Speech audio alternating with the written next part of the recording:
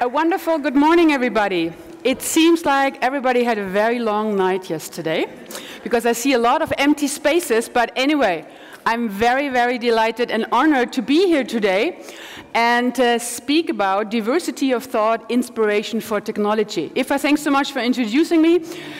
You're seeing a woman on stage here, which is a banker. I'm absolutely had nothing to do with IT whatsoever. And then for 25 years right now, I have been successful, I would say, in the male-dominated world of IT. And this is something, I want to bring within the next 25 minutes to you, how you can be successful, and you should be successful in the technology era, and you don't have to change your diet to pizza and Diet Coke and work in the basement and do programming. There's a lot of other stuff you can do in the IT world, and that's a very, very exciting world I hope I can bring to you within my presentation. So, technology is changing life. I think yesterday you heard a lot about that, and I hopefully gonna be not redundant with what had been said yesterday, but I have to say it's a very, very exciting world we are all in. And again, me coming from the banking side, survived there for 25 years, so I guess all of you can do this too. Women in tech, pretty frustrating.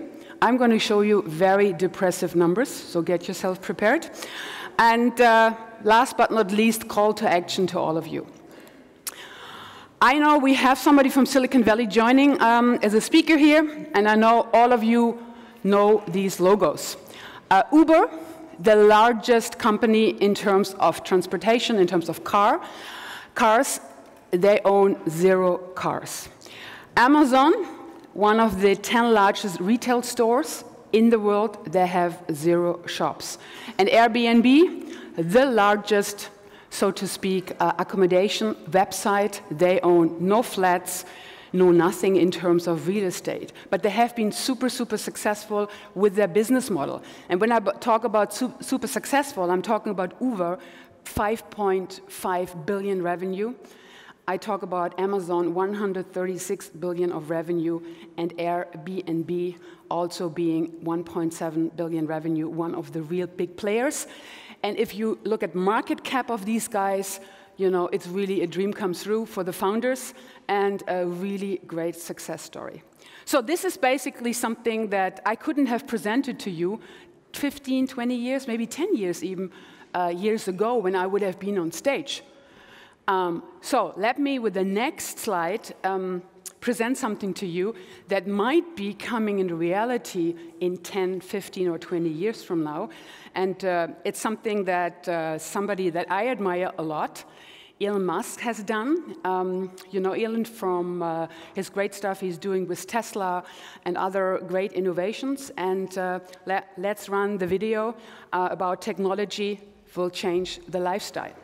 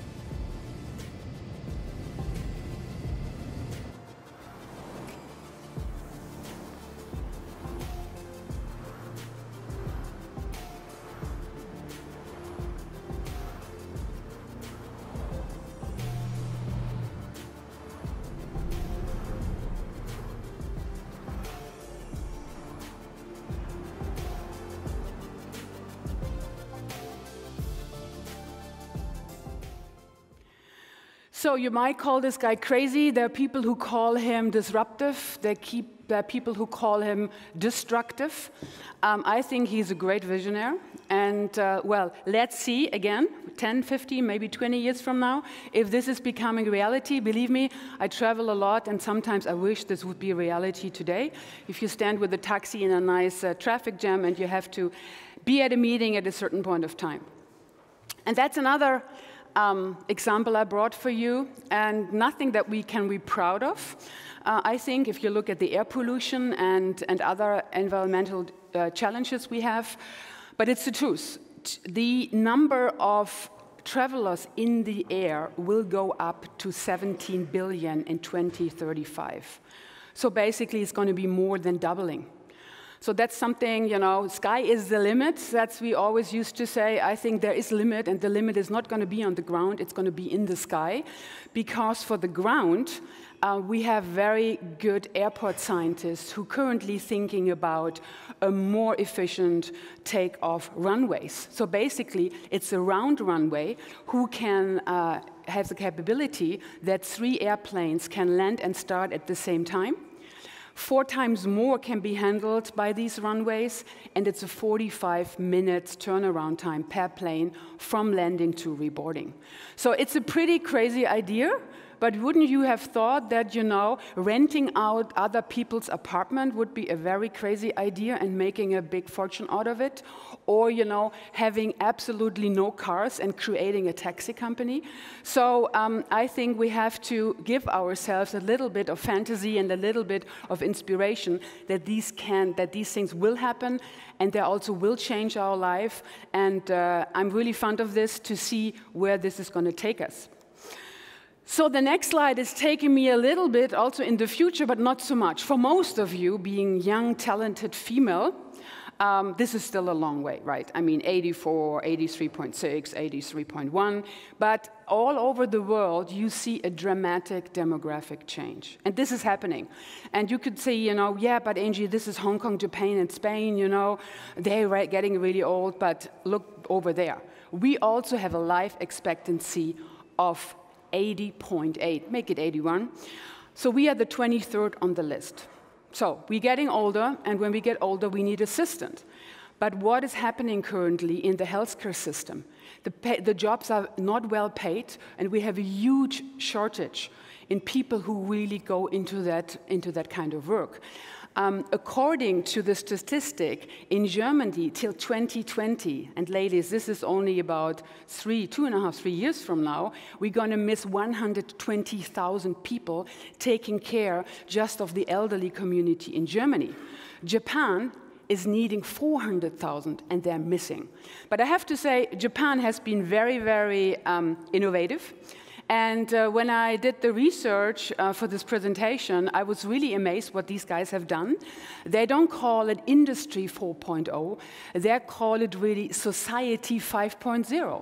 So in many, many hospitals in elderly care, these little cute robots are part of the day-to-day life. So on the left-hand side, you have the Robert. The Robert, he weighs itself 140 kilos, and he can lift up people into their wheelchairs, in, out of bed, and be very supportive and very helpful for the day-to-day life of these people.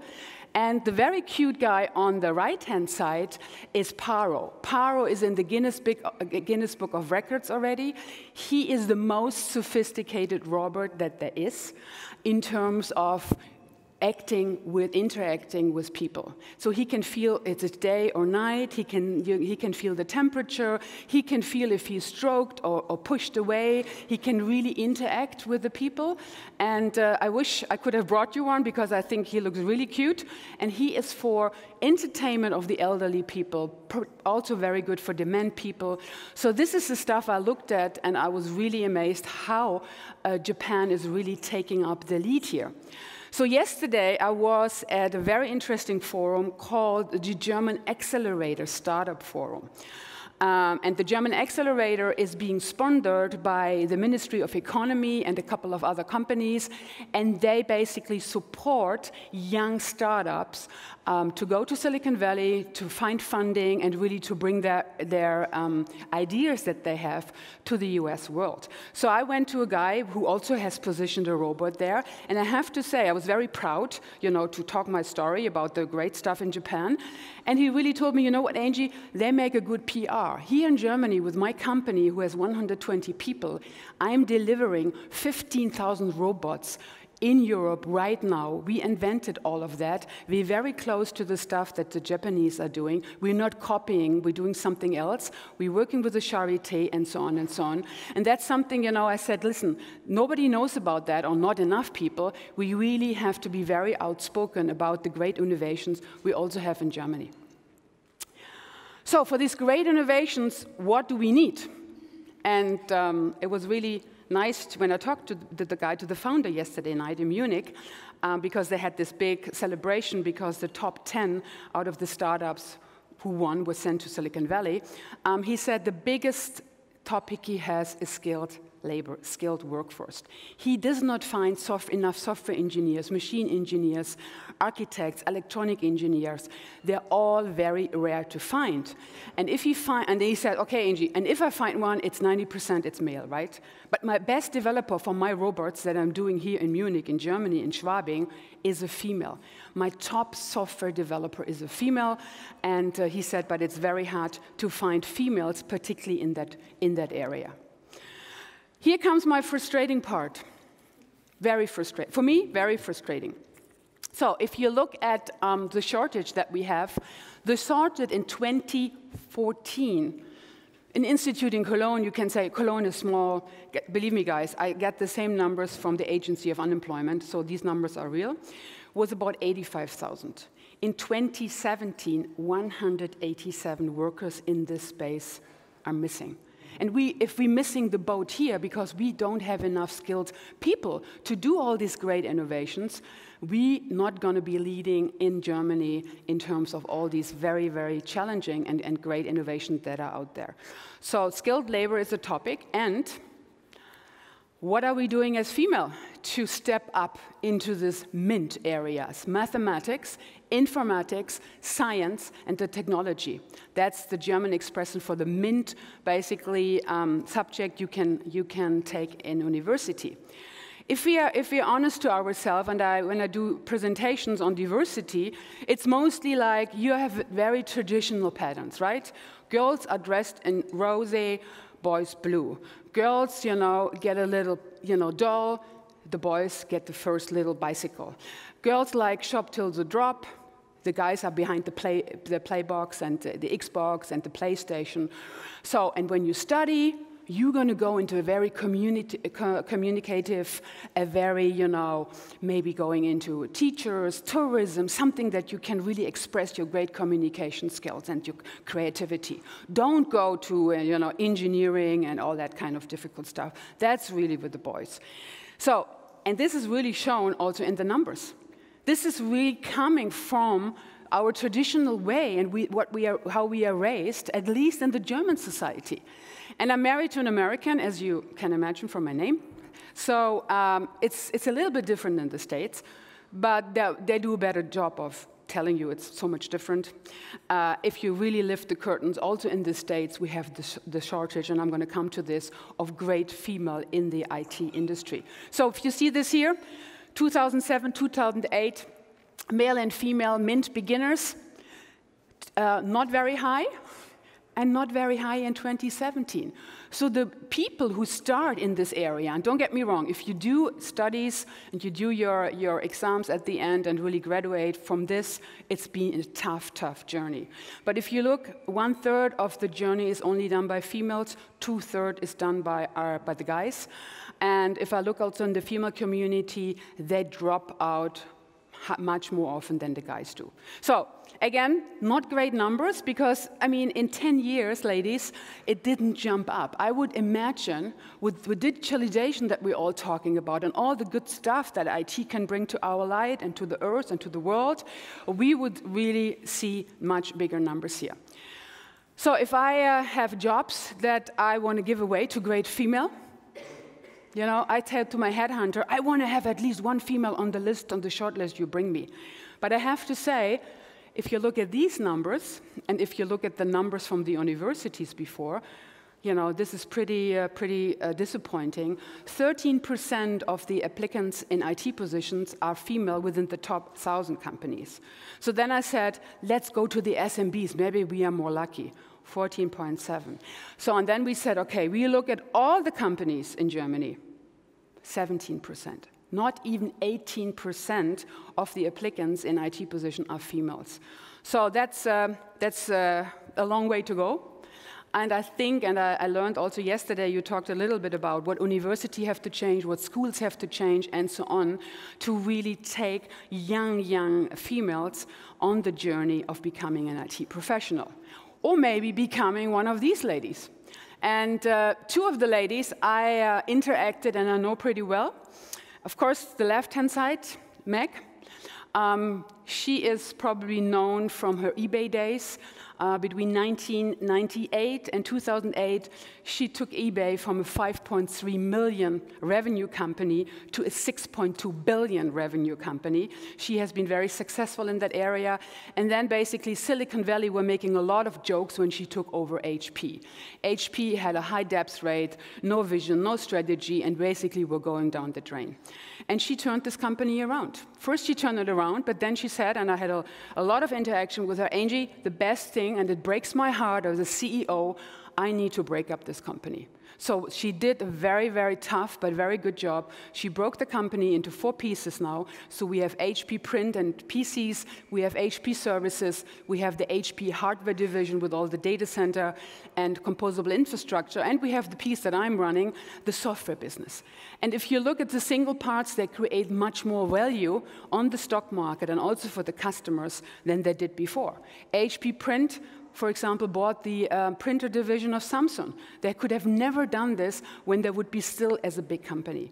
And the second lady I had interaction with when she launched her book, Lean In, was Cheryl. Being a Google VP, she changed to Facebook as a COO. Very impressive woman, also really boosts the revenue and the attractiveness of Facebook a lot. And also she had also private, her husband died, a lot of struggling, but she is really the role model of leaning in and don't take no for an answer. So you can either go the way in the IT industry being one of these few examples of the big companies, or another topic, and again, I'm really still flashed from the great event yesterday with the German accelerators.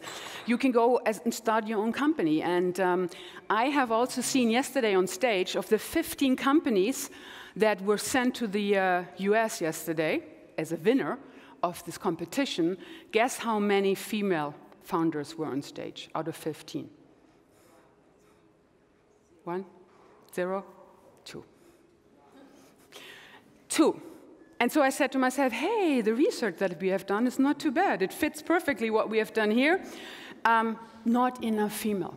And you know, that's something really we have to get after. We have to support females also to be much more bullish, much more self-confident to start their own companies. And unfortunately, I couldn't change the slide because I wanted to bring, you know, the 2 companies that were there yesterday. One company was very impressive for 2 females started it 3 years ago. They are doing software for cross-group collaboration in a company. And I was thinking, hey, you know, there's something called like SharePoint. There's something called like Mail, you know, me being an old Microsoftie.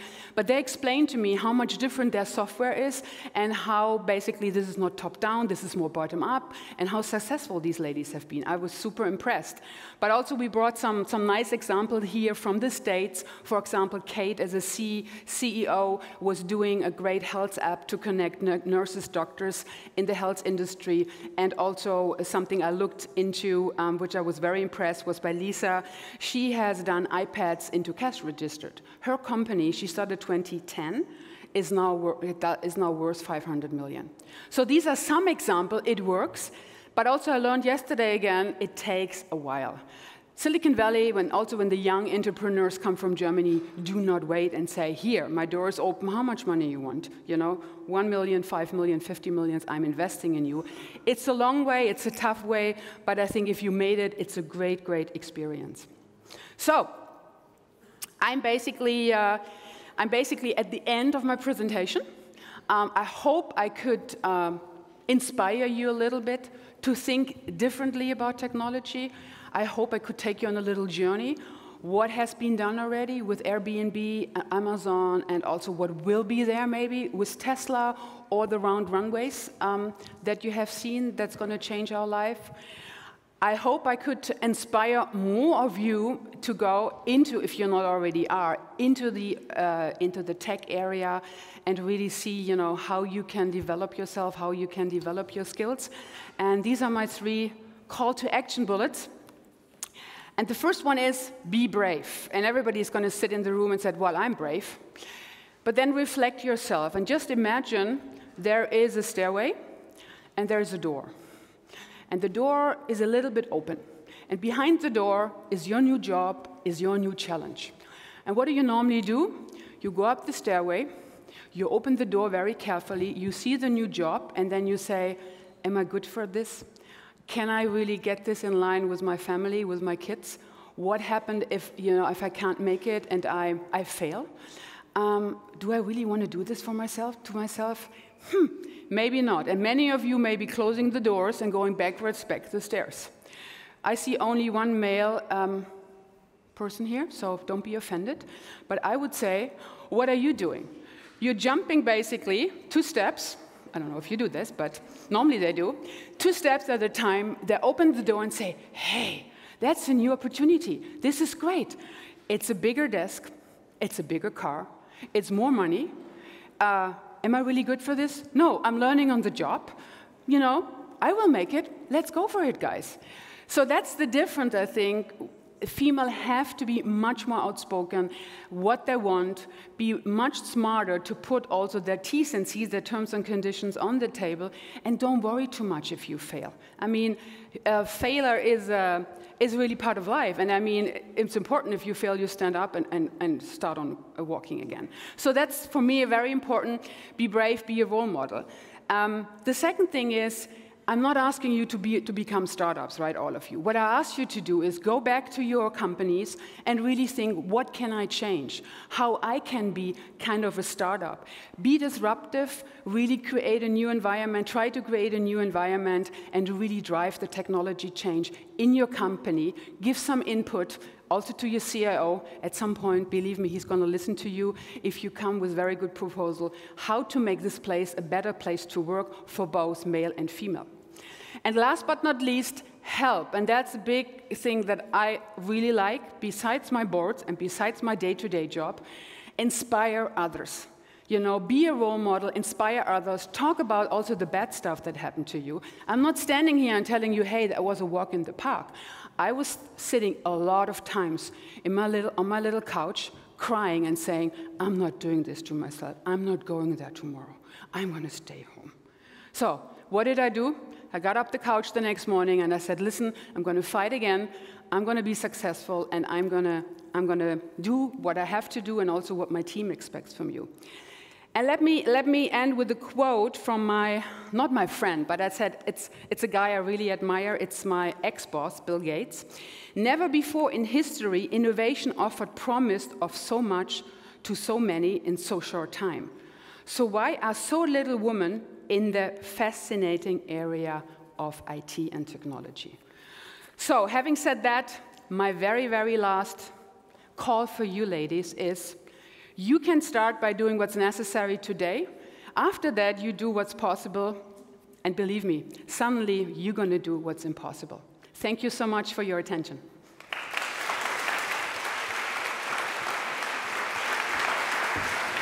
Thank you, Ms. Gifford, for this.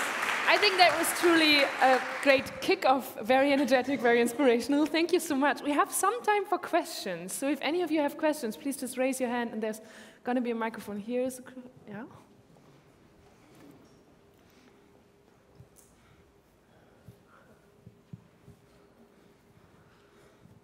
Okay, thanks very much for this inspirational speech. It was really inspirational. I feel a bit energized, I must admit. There's just one remark that I have to make, because you told us before we have to be brave and speak up. Every time, like, somebody brings up the companies like Uber or Air Bed and Breakfast as an example, I shiver inside a little bit, because I've been to Venice last year on holiday. And what I saw there is that inhabitants of Venice, that they posted little notes around town, right, saying that they have to move out because of companies like Air Bed and Breakfast. And what I'm missing in a conference now a little bit is actually this kind of social component. Like, technology is fine, technology is going to change our lives, But do we want to really disrupt things like thousand-year-old civilization of Venice? Can you say something about that? Yeah. So I'm not talking about Venice because I'm also, as said before, on the supervisory board of TUIs.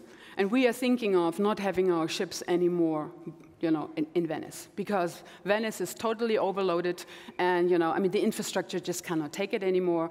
So even with our cruise, we have the ships. We have altogether 10 ships.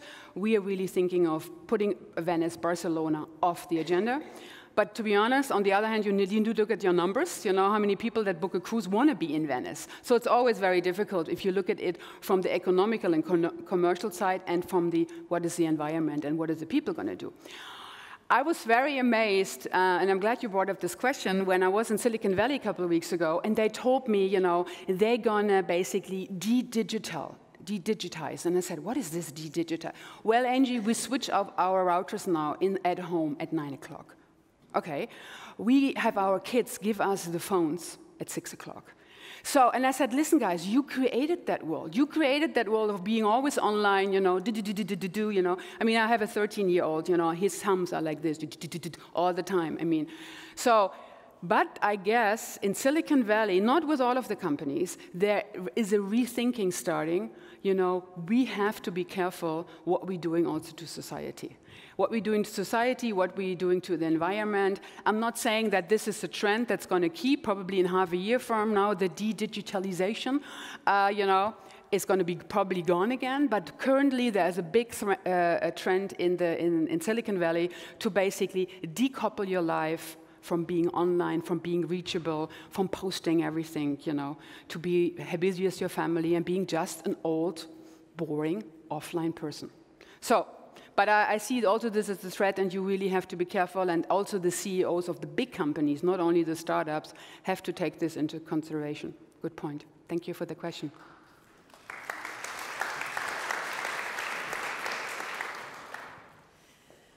Hi, a month ago I was doing some research with one of my colleagues who is currently an engineer but would like to further develop into software development, but in parallel to his job. And we had really big trouble to find something in Munich where he can do this kind of on-the-job development and not going back to university. We heard yesterday there's code and great initiatives. What's your perspective on that? Is there something, or is that something that also the big companies or corporations could push further? Yes, definitely. First of all, they can do this when you are still in university, and we have a good example here. Sitting, Chantal is doing basically the dual study with HPE, so basically she's part of the university, part she works for me, which is a full-time job in itself, she would say, but anyway, she started to study. So more companies, and every time I'm invited to the big guys, to the DAX 30, and I'm invited quite a bit, because there are not so many of, female who are in that position. I said, guys, what are you doing? You bring me up on stage. Yeah, we're doing mentoring and blah, blah, blah. You need to do something that scales. To have mentoring of 20 people in Daimler is really not going to do the trick, right? You really have to work with universities. You have to do much more. So I'm really pitching this to the big guys, but also the smaller guys. They can do internship where they open the doors and say, listen, this is what we're doing. This is how you can learn on the job. I'm very, very disappointed about the capability in Germany to do something besides your job, to be honest. And that's something with the German accelerator, with Andy, I discussed yesterday. How about, with these young guys, they of course want to have old guys like me in to coach them and open doors. What about if you get non-IT people to learn from them and bring in some inspiration into their startups? But that's just a drop in a big pond. But I have to admit, I don't have a perfect answer. The only thing is, yes, big corporations should do it. There should be much more focus on scalable, so to speak, IT enablement, but also the small and medium guys can do much more. I would not wait for the politics, and I would not wait for, magic powder coming from Berlin to fix that problem. Do we have another question? Yeah, over there. There. Yeah, thank you very much for pointing us to the fundamental problem that there's not enough women in STEM in schools and universities and also in organizations. So we've heard a lot about this yesterday, and today this is coming up again. And it seems to be an indicator that there's something fundamentally broken with how we structure learning and how we structure organizations. So what is the response fundamentally adjusting an organization to female needs at HP? So let me put it this way. Let me do the general answer first and then HP, okay? So the general answer is it's a power play or it's a play of four. First of all, the politician needs to have a much better structure for female doing a job. I mean, there have been some stuff with the kindergarten in Germany, you know, that you have the right now for space in the kindergarten. But I talked to Ms. Schelde when she was still in her old role, and I said, listen, you know, it doesn't stop with the kindergarten, you know. The real difficult part starts when you have your boy or girl in school, because they stand in front of your door smiling at you at 1 o'clock at lunchtime and saying, hey, I'm back. So really, we have to have a much better care system, basically, for the kids, and this has something to do with the politicians. They need to do this. Secondly, it's the big companies, and it's basically the industry. Currently, the big companies, you know, are not offering jobs that you can do a lot of, you know, from home. They don't trust you. It's a good old style to be on the desk and do your job from 8 to 6. And if you stay there from 8 to 8, even if you're not very productive, you're a good person because you're on site. So that's something, you know, we have to change in terms of the big companies, that they really give female the opportunity to do both, to be a good mother, but at the same time also to be a successful career woman. The third thing I have to say is the society, why it's not working. And be honest, I mean, many of you probably have a very successful husband at home. I have a lead parent at home. My husband is American. He stopped working about 8 years ago. He was also at Microsoft, and he takes care of our kid. I have 2 stepdaughters in this stage and a 13-year-old boy, Kevin, at home. With my friends, they always smile and said, yeah, it's something different, Angie. It's really interesting. But deep inside, this society does not really respect if I say, what is your husband doing? He is the lead parent, and I framed this in a very nice lead parent thing, you know, not, you know, somebody who stays home, lead parent, and he has a band and he enjoys life and he takes care of the kid, you know? It's like, oh my God, you know, is there something wrong with him? So it's really the society in Germany that still expect the man to bring home the pay and be the big guy, you know? That's what it is. Well, and the last point really is us. And you know, think about if you remember one thing apart from my orange jacket, when you go out there, remember the door. And remember really that you have to be the ones who has to step through that door and say, listen, if I fail, I fail. You know, I'm going to try this now. I'm going to know I'm good, and I'm going to do this job. So that's something I would really like to encourage you. Coming back to your second part, and then I'm done. The best thing I ever experienced in HP in terms of doing, you know, good stuff for the female, we have a diversity person who takes full-time care of that topic. But the really kicker for us was also to get our big guys into the game. We had reverse mentoring. We had 15, and it's not scalable right now, 15 young women, Generation Y, which I'm not part of, mentoring our CXOs. So they told them what the world out there is and what they expect from the CXOs to change. And this was very interesting because it's not Angie telling them, and they said, yeah, but you made it. You know, if you made it, why can't the other, you know, girls make it? It was a very eye-opening experience for these guys to have a young, brave female to tell them how the world should look like in HP in order to be a good place to work for female. Well, thank you so much, Angie Gifford, for being with us today and for being such a great role model. Thank you. Thank you. Thanks a lot. Enjoy the rest of the conference.